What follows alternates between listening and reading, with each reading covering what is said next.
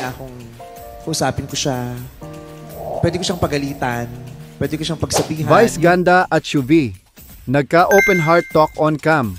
Parehong nagbitiw ng matatamis at emosyonal na pahayag sa isa't isa sa isang viral interview na ngayon ay super trending sa YouTube, TikTok at Facebook Reels.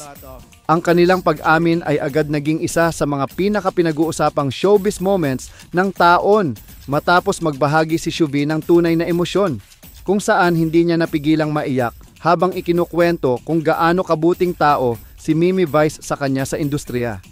Ayon kay Shuvi, si Vice raw ay naging parang ina niya sa showbiz. Laging nandyan para gumabay, magtanggol, at tumulong lalo na noong panahong halos mawalan na siya ng kumpiyansa sa sarili. Mabilis na kumalat ang clip online bilang Shuvi Emotional Interview, Vice Ganda Touching Moment, at Celebrity Gratitude Story PH. Samantala, ibinahagi rin ni Vice Ganda ang kanyang panig sa parehong interview, kung saan inamin niyang minsan na nga raw niyang napagalitan si Shuvi. Ngunit hindi ito dahil sa galit, kundi dahil sa pagnanais niyang ituwid at ihanda ito sa totoong laban ng industriya. Sa pagitan ng tawanan at biruan, sinabi ni Vice na ang pagsaway ay bahagi rin ng pagmamahal at naniniwala siyang kailangang magsabi ng totoo ang mga taong tunay na nagmamalasakit.